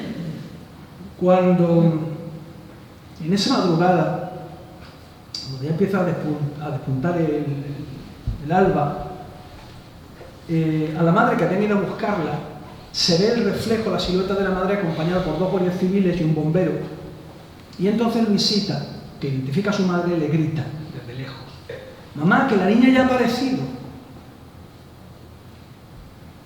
Y luego, a continuación, con su hermana, que estaba ya de rodillas sobre el suelo, en esa hilera de cadáveres, ahí están los Jardines de la Porteña, detrás de la casa de los Paredes, en la calle 24 de Julio, frente por frente a donde estaba el Colo y Antonio, le susurra la niña a su hermana pequeña, le dice: Luisita, que ya está aquí mamá. En la casa de la familia Palacios, que estaba en la esquina de la calle 24 de Julio con la calle Tolosa Latour, vivía una familia de 5 miembros. Aquí vemos 4, vimos a Inmaculada, vemos a Juliana, vemos al hermano, vemos a Raimundito, a Raimundo Palacios Pascual. Vivían todos en una casa de 2 plantas, muy bonita, una casa con celosías, muy característica, toda Salatur, todo el mundo la admiraba al pasar por delante. Vivían varias familias porque tenía 2 plantas y varios departamentos, con lo cual la familia de Palacios, que vivía en la planta baja, además tenían a 2 mujeres, 2 jóvenes de 24 años, funcionarios del Estado, que habían venido una especie como de intercambio porque eran miembros de la Congregación de María. Les había tocado el premio, era viajar a Cádiz en verano, pasar el verano en Cádiz con una familia de intercambio. Que ya se conocían, se entiende que ya se conocían, todo pagado por la Congregación. Y ese día se hunde la casa por completo y mueren absolutamente todos. Juliana, cada tarde, salía de su portal, se ponía la mano en la frente para otear toda la calle abajo para ver venir del trabajo a su madre. De las 2 amigas que habían venido, porque además habían venido precisamente coincidiendo de que el tercer hijo de Juliana, Juan Carlos, había nacido hace una semana, 7 días tenía el crío. Y Juliana y María Luisa Pérez Capella habían venido de Madrid a su casa, las 2 fallecen, y aquí tenemos el documento de identificación del cadáver de Julia, que habían confundido con su hermana. ¿Por qué? Hoy lo explico en un libro, en un artículo que se ha publicado en el Diario de Cádiz. Resulta de que a Julia Sáez Cabañas le había tocado el premio y le dice a Elvira: Elvira, ¿no toca un premio para irnos a Cádiz de vacaciones en verano a la playa? ¡Qué bien! ¿No? Y Elvira contentísima, pero pocos días antes de la explosión se pone enferma, no puede viajar a Cádiz. Entonces hablan con la congregación y dicen: yo no quiero ir sola. Y entonces la congregación de María le permite irse con una amiga, y otra funcionaria, amiga suya, se llamaba María Luisa Pérez Capella, le dice que sí, que la acompaña encantada de la vida. Vienen aquí y las 2 están en ese comedor de la familia Palacios y fallecen. Incluso a Julia Sáez Cabañas la identifican, creen que es Elvira, y al final hay una ficha de identificación de cada vez y dicen: no, no es Elvira, es Julia. O sea, María Luisa no es Elvira. esa amiga que ha venido con ella. Elvira se llevó toda su vida pensando que había matado a una amiga por no ir ella y que ella había sobrevivido cuando ella sería la que tenía que haber muerto, ¿no? Esto deja una secuela psicológica muy importante. Esa misma tarde, a las 9:30 de la tarde, los hermanos Salinas vivían enfrente de la familia Palacios y tenían tan buena amistad que se llevaban a Inmaculada, la pequeñita de 5 años, se la llevaban a la playa, a dar paseos por ahí, a jugar en su chalet. Y aquí están los 4 hermanos Salinas que vivían con sus tíos. No eran personas cualquiera, no deberíamos tener muy conocido. Era Juan Campos Martín, había sido director del astillero Echevarrieta durante los peores años del astillero, durante todas las crisis navales que hubo durante la República, durante los años 30 principalmente, los años justamente después de la monarquía de Alfonso XIII. Se dan crisis muy económicas muy rigurosas. Incluso durante la propia monarquía de Alfonso XIII ya existían esos problemas. Y Juan Campos Martín tenía ese chalet aquí. Juan Campos Martín estaba diseñando una piscina para un amigo de Barcelona, estaba metido en el dormitorio de las niñas, tenía una mesa muy grande, las niñas estaban jugando fuera, pero esa tarde a las 9:30 las niñas, sobre todo Mercedes, había llevado a pasear a Inmaculada, pero su novio la llamaba a las 10 menos cuarto de la noche. Su novio, que estaba haciendo digamos la instrucción militar naval en Marín, tenía siempre la costumbre de las 10 menos cuarto de la noche llamar. Y entonces Mercedes le dice a Juliana: mira, Juliana, te traigo a la niña ya más temprano y otros días porque es que me va a llamar mi novio y no quiero que se pierda la conferencia, porque si no es que no hablo hoy con él. No te preocupes, mujer, pero si tu casa está a 5 metros, te da tiempo de sobra, mientras suena el teléfono, que suena como un diablo, te da tiempo a llegar perfectamente. Y así te presento a mis 2 amigas que han venido de Madrid. Y dice: no, te dejo a la niña porque no vaya a ser que pierda la llamada. Entrega a Inmaculada en casa de los Palacios y 15 minutos después se produce la explosión. Muere la niña, muere toda la familia Palacios, mueren las 2 amistades. Sin embargo, Mercedes y todos sus hermanos sobreviven. Sobrevive Juan Campos Martín, sobrevive la mujer, por 5 metros de distancia. Ahí tenemos la casa de la familia Salinas, justo al final donde se estrecha la calle Todos los Salaturi, justamente enfrente la casa de los Celosías, que está tan cerca la casa de la Celosías que la vemos ahí arriba de la imagen. La Celosía se ve por frente, 5 metros de distancia. Esa es la distancia que hay entre la vida y la muerte, el 18 de agosto de 1947. Por supuesto, a las 10 menos cuarto de la noche llamó el nombre de Mercedes. Y ahí es donde las centralitas en Madrid empezaron a repetir aquella frase famosa: Cádiz nos responde, Cádiz nos responde. También en esa misma casa vivía otra familia, que es la familia de Udero. Aquí tenemos a Mari Carmen, que está ahí sonriente con esa falda de cuadro, a su hermano Juan de Udero, famoso ginecólogo, catedrático de ginecología de la Facultad de Medicina de Cádiz, y su madre detrás, cogiéndolo del hombro, Mercedes Quevedo. Mercedes, la madre, muere, la hija también muere. A Juan de Udero le atraviesa una estaca el pecho, tiene que operar a pulmón izquierdo. Sobrevivió de milagro, por los medios que había sin luz, sobrevivió de milagro. Y su hermana pequeña Mercedes, que estaba en una cuna, la cuna se dio la vuelta y los barrotes hicieron de jaula, la protegieron y sobrevivió. El padre había ido a comprar una resistencia para la radio a la casa Parodi y venía de vuelta en el tranvía se paró y el resto del recorrido lo tuvo que hacer andando. Empezó a desescombrar su casa. Su mujer todavía tenía un hálito de vida y le dice: saca a los niños, saca. Mercedes, la hija, me contaba en la entrevista, dice: mi padre no pudo venir a recogerme, estaba ahí en un hospital, se había llevado el tercio sur en los camiones a San Fernando, lo metieron en un hospital sin saber quién era, y la dejan en un cuarto al final, atendida, pero sin nadie de familiares alrededor. Y ella dice que, cuentan sus familiares, dice: mi padre no pudo venir a recogerme al hospital porque contrajo el tétano de escardar sobre la tumba de mi madre. Esto es la casa de la celosía, hace esquina, Tolosa Salatur con 24 de julio. Aquí vemos la fachada de celosía, el único ángulo que quedó en pie, y el interior de la casa no quedó un tabique encima de otro. Se hundió prácticamente todo, y en los pocos sitios que vemos que hay algo en pie es donde sobreviven las 3 o 4 personas que lograron sobrevivir en esta casa. Solamente en esta casa mueren 10 personas. En la misma esquina vivía la familia de Manuel Paredes, armador, tenía varios pesqueros. Cuando le sorprende la explosión, él estaba hablando con los patrones de los barcos en el muelle, y cuando ve el fogonazo dice: mi casa. Sale corriendo, igual que pasó a Juan de Udero, padre. Cuando llega aquí a los muros de su casa, todo era una pila de escombros. Empieza a sacar a los cuerpos de sus hijas muertas, saca el cuerpo de su mujer muerta, un poco de sangre de la mujer se le impregna en el reloj, y el único que saca con vida es a su hijo José Manuel.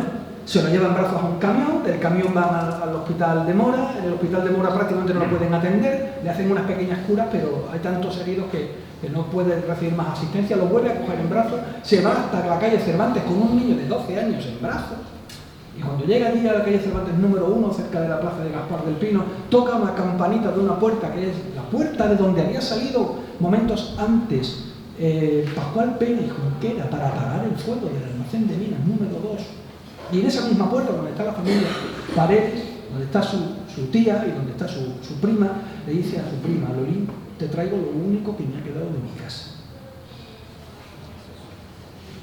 En la revista Semana, que publica el 21 de agosto, 2 días después, fíjense, la prensa se ha comportado con la explosión desde el primer momento. 3 días después, ya la revista Semana hacía un monográfico de fotografía de Eduardo Aro Teclen, que es el que se encarga de hacer toda esta fotografía y los comentarios. Y dice en esta foto de la revista Semana, junto a las ruinas de su hogar, el señor Paredes, con americana blanca, que ha perdido a su esposa y a sus 3 hijos. No solamente pierde a sus 3 hijos, tenía visitas en su casa. Una de ellas era Marifelia Aldecoa, hija de Juan Antonio Aldecoa, que había sido uno de los primeros directores de Astillero Echevarrieta cuando se estaba montando el astillero. Viene a pasar el verano de Jerez a Cádiz para ir a la playa. Días antes había ido a la velada de Los Ángeles y quería ir muy guapa. Y le dice a Victoria, que es la mujer de Manuel Paredes, dice: Victoria, ¿te gusta este traje para la velada? Es un traje de cuadritos de color rosa. Es que no me apetecía ponerme uno de gitano. Y le dice Victoria, dice: anda ya, no digas tonterías, estás estupenda. Le contestó Victoria Marcán. Y ese trajecito apareció sobre los escombros de la explosión, sobre una silla, porque la había dejado ahí días antes. En la calle Tolosa Salatur, aquí en la esquina que tenemos aquí con la calle 24 de julio, vemos la casa de Manuel Paredes, la familia Salinas, como estaban unos prácticamente frente a otros, y la casa de un tal Pedro Rodrigo Zabalete, también familia de Paredes. Pedro Rodrigo Zabalete, viudo, padre de 3 hijos, vivía en Sevilla. Era el jefe, catedrático de patología forense de la Universidad de Sevilla. Vivía allí, había quedado viudo hacía 2 años atrás por la enfermedad de su mujer, pero tenía la costumbre de que todos los veranos, antes de irse a Tetuán con los niños, pues venía y visitaba a su suegra. Y tenía su casa allí. Tenía las maletas preparadas en la puerta, porque al día siguiente, prácticamente, según me contaron, al día siguiente por la mañana se iba a montar en el coche, se iba a montar en el barco, se iba a ir a Tetuán. Estaban cenando en el comedor. Estaban sentados en el comedor en ese momento los 3 hijos y Pedro Rodrigo Zabalete. Los 2 hijos mayores todavía seguían comiendo. El chico era tan inquieto que se levantó corriendo, se iba a jugar, salió del comedor. El muro del comedor cayó en plancha, porque el muro del comedor estaba justamente al lado del polvorín, en forma de escopeta, prácticamente el fogonazo iba para ellos. Cae encima de ellos y mueren el padre y los 2 hijos. Y el único que sobrevive es el pequeño Constantino, que es el único sobreviviente de esa familia. Curiosamente, en mayo del año 1947, 2 meses, 3 meses antes de la explosión, Evita Perón ya visitaba España, visitaba Sevilla, que ya fue una fiesta local, una fiesta nacional, y ese día Carmen Merraquero recuerda que su madre la cogió de la mano para ir a visitar a unos amigos, a su amiga Anita Rodrigo Paredes, y a visitar a Pedro Rodrigo Sabadelli. Van a su casa, juegan aquella tarde-noche, y le gustó tanto una plancha de juguete que Anita Rodrigo Paredes se la regala a Carmen Merraquero. 3 meses después se entera de que la niña que le ha regalado esta planchita de juguete había muerto en la explosión de Cádiz. Y la impresión que le da a esa niña de 5 añitos, 4 añitos que tenía, fue tal que lo ha guardado toda su vida, y hace pocos años me la entregó, y ahora mismo la podéis ver en el Museo de la Explosión, que está en el Castillo de Santa Catalina. Constantino, que es el único superviviente, es trasladado al hospital de Mora. Nadie sabe cómo dar la noticia de que su padre ha muerto, sus hermanos han muerto y se ha quedado huérfano. Y cuando el niño se despierta en el hospital, varios días después de la conmoción, le dice a todos los que estaban alrededor, dice: ¿dónde está mi padre? ¿Cómo es que no viene a verme siendo médico? Verás cuando se entere del sueño que he tenido. Desgraciadamente no fue un sueño, fue una realidad. Se quedó huérfano. Y fue Manuel Paredes el que, con su único hijo vivo, José Manuel Paredes Marcán, recogió, se quedó con él y los cuidó a los dos durante el resto de su vida.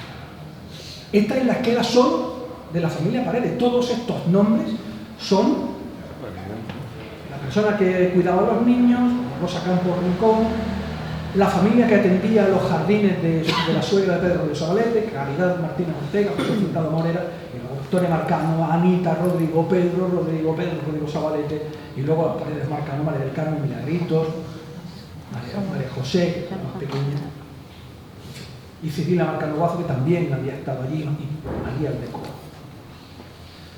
Enfrente de ellos estaba la casa cuna. 26 niños mueren en la casa cuna, pero 42 personas mueren en la casa cuna, porque había 11 asistentes, 4 monjas, más los niños.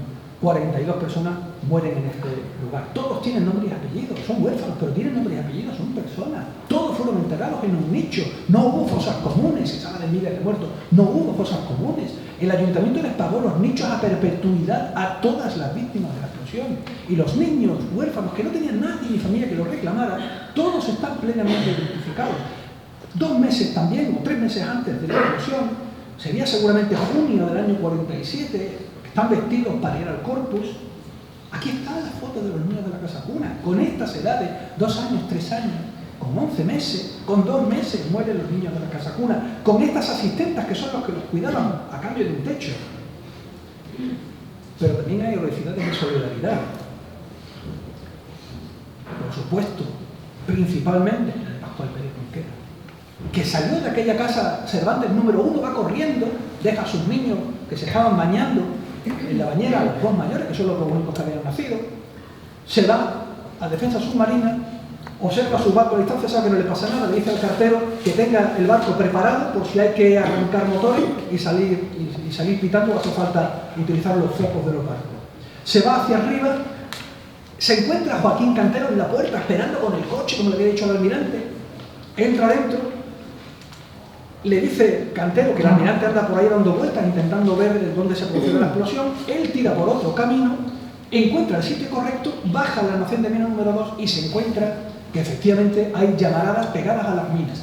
Busca a 2 marineros que tiene cerca, uno de ellos Salvador Mosquera López y otro Federico Casas Marce, que son los 2 primeros que encuentra. Marineros, soy el capitán de corbeta del Calvo Sotelo, venid conmigo porque como no apaguemos esto, aquí hay una segunda explosión. Quedaban todavía por explosionar 98.000 kilos de explosivos, y si no apagamos esto, aquí ya no se salva ni a la puntada.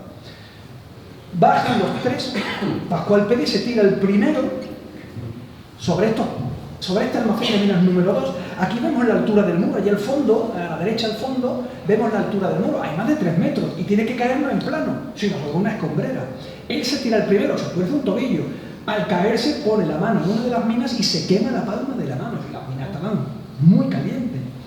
Y le dice a los marineros: aquí no hay ni agua ni hay nada, vamos a empezar a tirar escombros a ver qué tal. Y empiezan a tirar escombros y empiezan a apagar el fuego por sofocación, por falta de oxígeno. Ven que aquello, efectivamente, al echar escombros, empieza aquello, la llama a reducirse y empiezan a tirar escombros.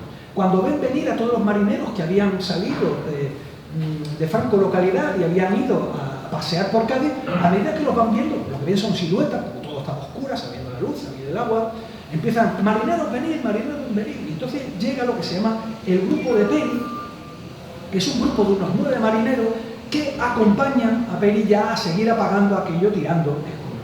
Uno de esos marineros era Manuel de las Cuevas, que era el único que era de Cádiz, y Manuel de las Cuevas, que también estuvo atendiendo a los niños de la Casa Cuna y sacando los cadáveres muertos de los niños de la Casa Cuna, recuerda que él cogió a una de las niñas, todavía viva, le iba hablando por el camino, por toda la calle, todos los Salatur, los camiones de Marina estaban esperando al final de la calle, justo enfrente de lo que ahora es el Instituto Hidrográfico, y había 2 camiones, y cuando coge a la niña, no te vayas a quedar dormido, no te duermas, y le hablaba, y cuando va a entregar a la niña en el camión, le dice el marinero que está arriba, dice, no compañero, aquí no, al otro camión, porque el otro camión es el de los muertos. Ya estaba muerta la niña cuando llega el camión. Leonardo Garófalo era el oficial de guardia que le tocó aquel día afrontar la situación. Todos los marineros habían salido volando, todos los centinelas, 2 de ellos estaban muertos, había que buscar los fusiles por el medio de los escombros, reincorpora a los marineros a la guardia, él completamente dolorido, igual que todos los demás, y es el que recibe al almirante Estrada y al que acompaña al almirante Estrada y a Miguel Ángel García hacia el Instituto Hidrográfico a intentar bajar los polvorines. En ese momento, justo detrás, es cuando llega Pascual Peri y es el que va por otra vía y es el que encuentra el camino a los polvorines. Hay una figura para mí muy especial, que es el general Varela, con sus luces y sus sombras. Aquella noche se enfrentó a todo el mundo y trajo la penicilina, se montó inmediatamente en un avión, trae toda la penicilina que tenía en Marruecos, se la trae para acá, aterriza en Jerez, pensaba que Cádiz estaba totalmente arrasada, pensaba que ni siquiera podría caminar por aquí. Cuando llega aquí, pues se enfrenta al ministro de Marina. El ministro de Marina no lo diría con mala intención, pero en uno de los muchos enfrentamientos que tuvieron le dice el ministro de Marina, Francisco Regalado, le dice: hombre, Varela, no es para tanto. Y entonces cuando Varela le dice: esto no es para tanto, señor ministro, usted es un cabrón. Y entonces cuando todos los choferes que estaban al lado, ellos ya tienden a echarse manos el uno al otro, empiezan a separarlo, cada uno se monta a sus coches oficiales, y fue el último encontronazo que tuvieron Varela y el ministro de Marina, que está justamente en esta fotografía al lado izquierdo de la imagen, Varela a la izquierda. Cuando la ciudad de Cádiz quiere agradecerle a Varela no solamente el enfrentamiento que había tenido con las autoridades, sino el haber traído la penicilina, que él estaba alojado en el Hotel Atlántico, dice Varela a la población, dice: ante el dolor de la ciudad, hubiera llegado a ella por cualquier medio de locomoción, arrojándome en paracaídas, si ello hubiera sido menester necesario, sobre las ruinas de esta ciudad. El Tercio Sur se jugó la vida aquella noche trayendo una autobomba de San Fernando para seguir apagando el resto del fuego. Estaba ardiendo también el coche del director del Instituto Hidrográfico. Desescombraron toda la calle Tolosa Latour. Ellos se dedicaron básicamente al desescombro. Cargaron una motobomba en peso que pesaba 600 kilos sobre el camión, porque no tenían ni una mala grúa para cargar una motobomba que pesaba un quintal. Y entre esos muchos suboficiales, oficiales, hay un señor llamado Emilio Charlo Sánchez, cuyo hijo está vivo, y me cuenta que su padre no apareció por la puerta de su casa hasta 3 días después. 3 días después, sin dormir. Cuando llega, completamente tiznado, tenía todo el cuerpo negro, la cara negra de tocar ceniza, trelita ya quemada. Cuando llega a su puerta, llama a la puerta, le abre la mujer y tal como lo abre, le da un portazo porque pensaba que no era ni su marido. Y él desde fuera decía: cariño, que soy yo. Porque era irreconocible, eran irreconocibles los infantes de Marina, como llegaron de Hollín a su casa. Y cuando llegaron, aquí tenemos una fotografía tenida por el comandante Campelo, Jesús Campelo, de lo que son las brigadas, de lo que era la UME. También les digo una cosa: la Unidad Militar de Emergencias, la UME, que es la heredera de Defensa Pasiva, hoy ha emitido una orden, y esta mañana en la formación matinal le han dedicado un recuerdo a la explosión de Cádiz. Yo creo que han hecho más que muchos años. Rendirle ese homenaje que yo ni me lo esperaba, me lo ha contado un compañero mío que es capitán en la unidad militar de emergencia. La verdad es que esas son las pequeñas alegrías que nos podemos llevar, así como la presencia de Diego, de ustedes aquí, ¿no? El haber llenado este espacio. También viene la marinería de San Fernando. Estamos hablando de gente de reemplazo. A esta gente no se les exige valor, son gente de reemplazo. A todos se les pidió entrar voluntario, a nadie se les exigió. En el cuartel de instrucción de marinería, que estaban cansadísimos, llevaban 3 días grabando en Valdelagrana la película Alucemas, todavía tirándose en el suelo, desembarcando, metiéndose en agua para el rodaje, llegan al cuartel de instrucción y esa mañana estaban ya derrotados. Algunos habían ido a dormir, otros estaban a las 10 menos cuarto comiendo. Cuando se produce la explosión, llega el alférez Antonio Dufáin, claro, todo el mundo ya en alerta. Señores, ha pasado algo terrible en Cádiz y tenemos que ir a ayudar como sea. No voy a pedir que vengáis obligatoriamente, pero los que sean voluntarios que vengan conmigo. Había 2 camiones de marina en la puerta. Y Manuel Martí Gascó, que era un trompetista, músico, no corneta, ojo, trompetista, era músico de Moncofa, Castellón, sabía tocar la trompeta como nadie, y era de la banda de música. Y este hombre, ¿qué valor se le puede pedir a un trompetista? Y cuando este hombre ve que piden voluntarios, que además le dice Dufáin, dice, quizá por primera vez vais a encontraros con la muerte en masa.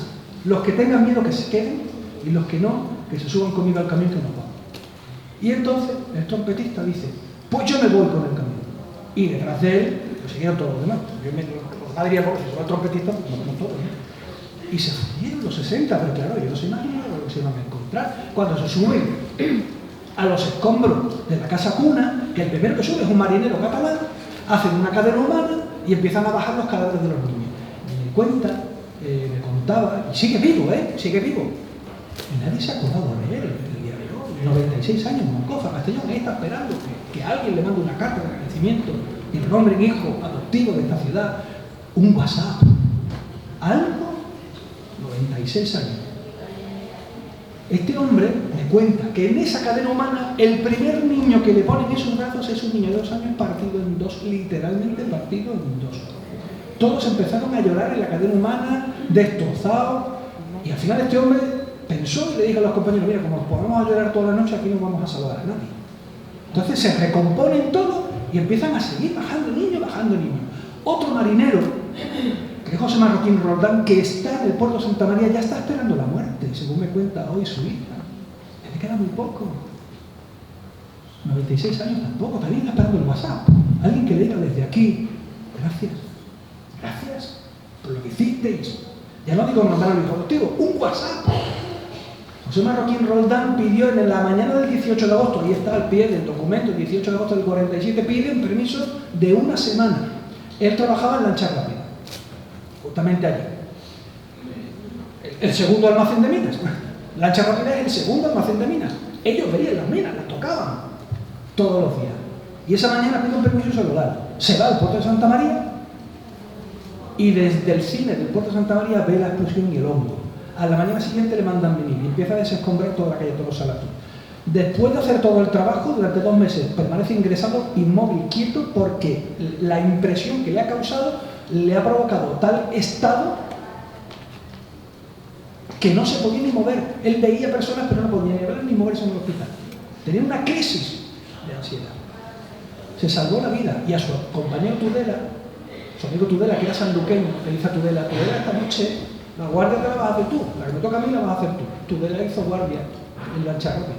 Tudela murió bajo los escombros de lancha rápida.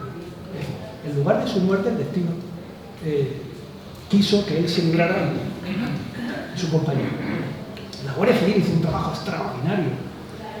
Se hundió por completo el cuartel de San Severiano. Algunos de ellos heridos muy gravemente, pero tenían que actuar. Se forma un equipo de guardias civiles cuyo encargo es controlar el perímetro de la zona siniestrada para que nadie entre en el interior. Y entre ellos, el guardia civil Casablanca Ramos y sargento Casas Mancilla. Algunos de ellos murieron muchos años después por las secuelas que le dejó la explosión. ¿Y qué decir de la clase médica? Aquí tenemos los nombres de algunos de ellos. Fernando Muñoz Ferrer, que ginecólogo, insigne, Cádiz. Yo lo conocí en vida, que él nunca me reconoció, nunca me presenté, yo lo vi, que él paraba mucho del casino militar, y decía que uno de los niños, atendió a muchas mujeres después de la explosión, uno de los niños muertos tenía la huella como de una barra de hierro que había golpeado en el vientre del feto de la madre, nació muerto. Joaquín Flores Sevilla fue el que se inyectó el suero aquel que dicen que mató a Manolete, que vino de Noruega. Dice, la misma sangre que mató a Manolete es la misma con la que por poco me mato yo para probar si era la sangre lo que había enfermado a la chica que él estaba atendiendo, a la que le hizo primero la transfusión, que daba unos brincos de dolor, y si por poco me mato yo. Y efectivamente comprobó que la sangre estaba en mal estado y la retiraron. Venancio González García estaba en el interior del hospital de Mora, recibiendo a todos los heridos, y uno que venía con un dolor fortísimo en el vientre decía, ay doctor, Dios mío, de verdad tengo un dolor tan grande que yo no sé si en algún momento me voy a desmayar. Dice, el hombre se desmayó cuando se abrió el cinturón y sacó parte del paquete intestinal. Así es como llegaban los heridos a los hospitales. Salvador Ramírez recordaba que a Juan de Udero, este fue el que intervino a Juan de Udero cuando se le clavó la estaca, le dice a Juan de Udero le asomaba un trozo de pulmón y la propia estaca. Y Jacinto Maqueda Domínguez, que fue uno de los médicos militares a los que le llaman, vamos a acudir a San Severiano, que allí tenemos heridos que hay que atender. Y dice, conforme nos fuimos acercando, lo único que veíamos es una gran desolación. Esa es la imagen que ellos veían, tanto en los hospitales como fuera. A Horacio Echevarrieta se le culpó de ser el responsable de que en los laboratorios de Echevarrieta, que apenas tenían nada, se estaba haciendo experimentaciones con bombas nucleares. Pero ¿se puede ser más miserable? ¿Se puede ser más miserable? A veces pienso que no, pero cada día me sorprende y es verdad que sí, que se puede superar. ¿Se puede decir eso? Echevarrieta, aparte de las flores que le dio, un detalle que le dio a las mujeres de Murguía, la compra del astillero, que ha sido el que ha levantado la industria naval, porque esto es herencia de Echevarrieta, había vendido toda su flota mercante para comprar el astillero. A Horacio Echevarrieta le dieron por el astillero 10 millones de pesetas. No pudo seguir adelante, no pudo remontar la situación, no le pagaron nada, tuvo que pedir unos préstamos para reconstruir un astillero que él no había destruido. Pedir unos préstamos para reconstruir su propio astillero, con unos créditos bajos, con unos intereses bajos, pero no pudo pagar ni siquiera unos intereses bajos. Y Horacio Echevarrieta tiene que entregarle el astillero a Echevarrieta, al INI, al Instituto Nacional de Industria, por 10 millones de pesetas. ¿Saben ustedes cuánto le costó en los años 20 el rescate de los soldados del desastre de Anual, que estaban malviviendo en cárceles de Marruecos? 4 millones de pesetas pagó Echevarrieta de su bolsillo para el rescate de las tropas marroquíes que lucharon y pelearon en Anual. Bueno, pues a cambio le dan 10 millones. A ver si no es una diferencia. Mariano de las Mulas Mesones fue el juez instructor de la jurisdicción ordinaria, el que lleva a cabo la investigación. Toma declaraciones hasta el propio Fernando Bárzuza, que había sido alcalde antes de que llegara a las minas submarinas. Este hombre decía, ningún hombre debe morir, lo repetía constantemente en todos los encuentros con amigos, ningún hombre debe morir. ¿Saben dónde le sorprende la guerra civil a Mariano de las Mulas Mesones, que era un abogado recién licenciado en 1936 en Madrid? Y unos milicianos se acercan de su casa para que participara de unos tribunales populares. Él dijo que no, porque ningún hombre debe morir. Se quitó de en medio. Y buenamente aparece en Cádiz en 1947 y le vemos aquí un abogado ejerciendo de juez, porque había recibido no el encargo, sino que él estaba con una lista de interinidad, de forma que siendo abogado podía sustituir a un juez en un tiempo de interinidad. El juzgado de San José estaba esperando que tomara posesión Guillermo Wilhelmi, y él, entre tanto, era el juez. Y en esa interinidad le toca llevar el sumario de la causa de la explosión. Hizo un trabajo espectacular. Yo creo que en ese mes que llevó la causa no durmió, pero ni sábado ni domingo. Nada más que hacía tomar declaraciones, inspecciones oculares, y entre ellas Fernando Abárzuza, que se había entrevistado con todos los alcaldes de la ciudad, que le había exigido a Ramón Agacino que se llevara las minas de aquí, que en 1944, cuando vino el ministro de Marina, Alfonso Moreno, Francisco. Salvador Moreno Fernández, le dice a Salvador Moreno, a Casimiro de la Calle, por favor, lleves esto de aquí, que como explote esto provocará un desastre. Habló también con Alfonso Arriaga, que estaba en el Estado Mayor, habló con Ricardo de Benito, que estaba en el Estado Mayor de Cádiz, y a todos le dijo lo mismo, que había que llevarse esto de inmediato, desde el año 42, peleando por ello, y no lo consiguió. La conversación, la declaración que tuvo delante de Mariano de la Mula es espectacular, o sea, espectacular.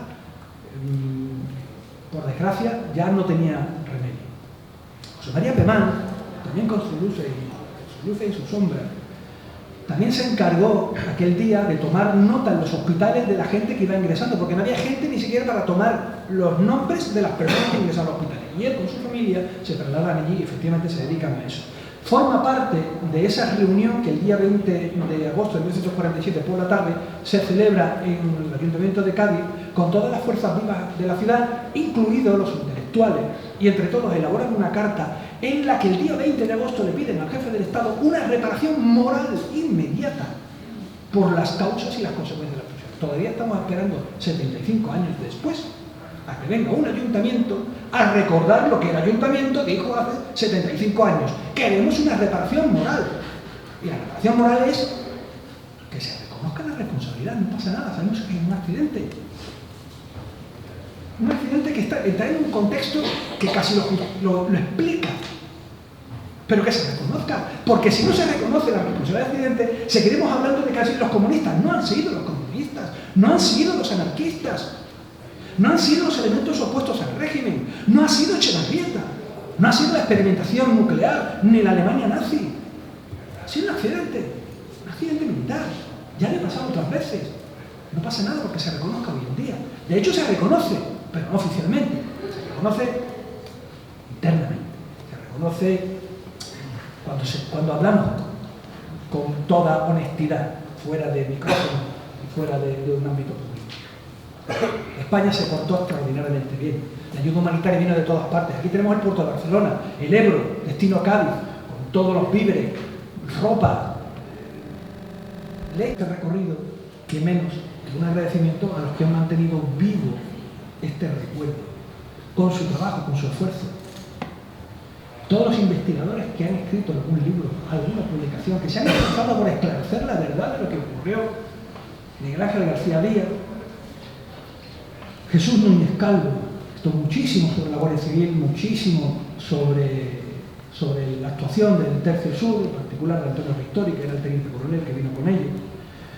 Es decir, de Miguel Ángel López Moreno, que sin él seguiríamos sin saber cuáles son las causas de la explosión. Es el verdadero, digamos, él es el responsable de que hoy tengamos un motivo para pedir con más razón la reparación moral que se pidió hace 75 años. José Luis Gutiérrez Molina, que ha escrito mucho sobre Echevarrieta y la destrucción de los astilleros de Echevarrieta. Juan Antonio Fierro Cubella, que acaba de escribir también otro libro, porque sabía que era el 75 aniversario y los investigadores tenemos que hacer algo hay que escribir, algo hay que decir. Y que puedo decir ya de Pepe Marchena Domínguez y sobre todo de José Antonio Hidalgo Viaña. José Marchena Domínguez porque publica uno de los libros que no lo tenemos aquí, pero uno de los libros que publica la Universidad de Cádiz, que por cierto también está desaparecida, tiro de la oreja también, que tenemos una universidad, y creo que esto es motivo para llevarlo a la universidad. ¿Vale? Si esto no es un motivo para llevar una línea de investigación a la universidad, no sé qué líneas de investigación vamos a llevar en Cádiz. Pedro Marchena Domínguez lo hizo en el año, cuando se cumplían 50 años, en el año 1997, y con él se publica también el libro de José Antonio Hidalgo Viaña, que es el que me inspira a mí a seguir. 1997. Y es el que ha mantenido vivo el recuerdo de la explosión en Diario de Cádiz, además de la voz de Cádiz. Pero sobre todo José Antonio Hidalgo Viaña, porque él ya estaba implicado con la explosión de Cádiz. Y por supuesto, por un recuerdo que no podemos omitir. Jesús Gargallo Martínez, representante sindical, amante de la historia naval, el que ha recuperado todo el material de Echevarrieta, el que me enseñó las fichas de los caballeros de astillero, que la custodiaba a él, con los libros de registro de la actividad de Echevarrieta. Sin él no tendríamos una gran parte de la historia de esas vidas, de esas personas, de esos obreros, porque Cádiz es Cádiz obrera, Cádiz es un Cádiz obrero. La explosión afectó a todo el mundo por igual, pero sobre todo afectó al mundo obrero. Y gracias a él tenemos un recuerdo importante de esas personas. Es decir, hemos convertido, gracias a personas como ellos, las cifras, podemos decir las cifras del franquismo, o las cifras de hoy en día. Hoy se habla de cifras, ¿no? Dígame las cifras de la pandemia, son cifras, somos cifras. Da igual si el franquismo o democracia, somos cifras después de una catástrofe. Y nosotros queremos convertir las cifras en nombres y apellidos y en vidas que se perdieron, que se cortaron, que son personas que no han vuelto a pasear con sus hijos, hijas que no han conocido la cara de su madre.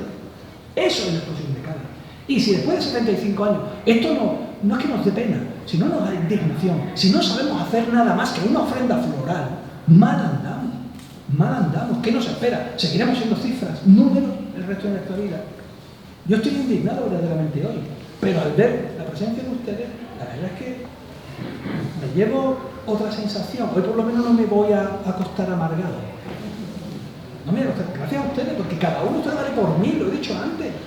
Luego sois miles de capitanes implicados con esto, y esto por lo menos nos da a nosotros ilusión para proseguir. No quiero olvidarme tampoco de la prensa, de los medios de comunicación, porque nunca han faltado desde el primer día. El primer día vinieron los fotógrafos de Madrid, entre ellos Aro Teclen, rompieron cámaras, se rompieron cámaras contra el suelo para que no grabaran más imágenes, se les pidió, se les exigió a todos los fotógrafos que no publicaran fotos donde aparezcan cadáveres, y efectivamente nunca verán una foto en la que aparezca un cadáver, salvo uno que se custodia en el Archivo Histórico Municipal. Y gracias a ello hoy tenemos Explosión de Cádiz, tenemos recuerdos, hemos llegado al Confidencial, hemos llegado a Televisión Española, hemos llegado a Canal Sur, le hemos dado voz, imagen a la Explosión de Cádiz a nivel nacional, y lo de la UME es para quitarse el sombrero. En la formación matinal de la UME, en todos los batallones de la UME en España. Con eso yo me quedo hoy. No nos recompensa, pero por lo menos tenemos una ilusión que nos va a servir para mantener este recuerdo el resto del tiempo. Y sé que la política hace mucho trabajo, y creo que nos debe hacer reflexionar también en el ámbito de la política a que sigamos apoyando esto, como se hizo tiempo atrás, y creo que deberíamos tener esa esperanza para el futuro. Así que espero que haya sido una conferencia llevadera a pesar del tiempo y a pesar del espacio y a pesar de que algunos tengan haya tiempo que presenciarlo de pie, pero vaya esto en memoria de la víctima.